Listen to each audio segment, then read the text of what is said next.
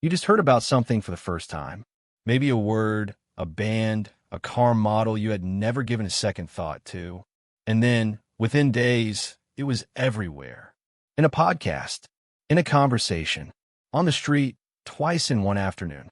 You started to wonder, did something change in the world, or did something change in you? Were all those cars always on the road? Was that word always in every sentence? How did you miss it for so long? Something changed in you, and it has a name. Two names, actually one oddly specific, one cleanly scientific, and the story of how it got its first name is itself a perfect example of the thing it describes. In 1994, a man named Terry Mullen posted a comment on the St. Paul Pioneer Press online discussion board. He had heard about the Baader-Meinhof group for the first time, a 1970s West German militant organization, also known as the Red Army faction. Then, within 24 hours, he heard about it again. Just once more. That was all it took. He was so struck by the coincidence that he wrote in to name it. He called it the Baader-Meinhof phenomenon. Other readers immediately replied.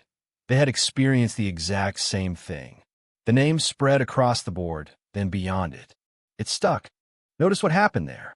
The name itself became a living example of what it describes.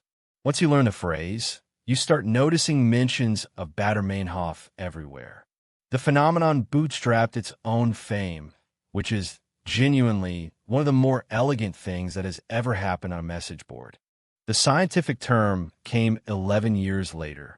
In 2005, Stanford linguist Arnold Zwicky named it the frequency illusion, the perception that something has suddenly become far more common, when in fact what increased was your noticing of it. The thing did not multiply. Your filter did.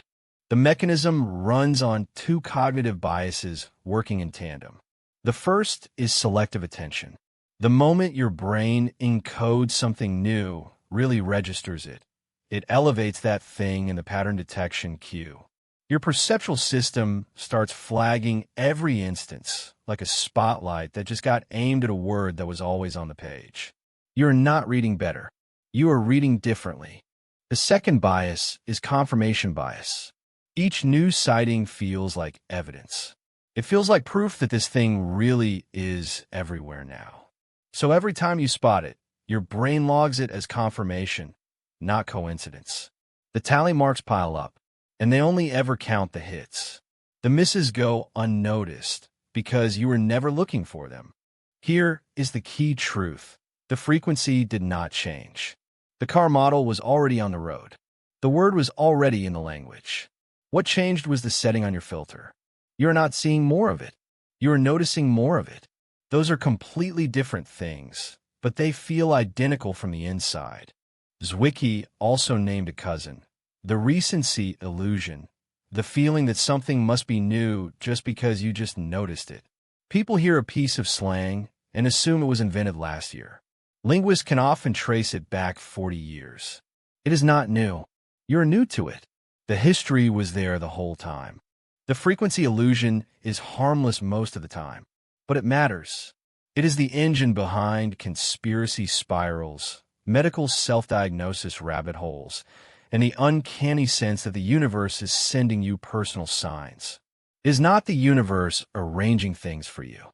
It is your attention architecture doing exactly what it was designed to do. A man on a message board gave it an accidental name after a single coincidence. A linguist gave it a cleaner label a decade later. And now, having heard both, you will see this effect constantly.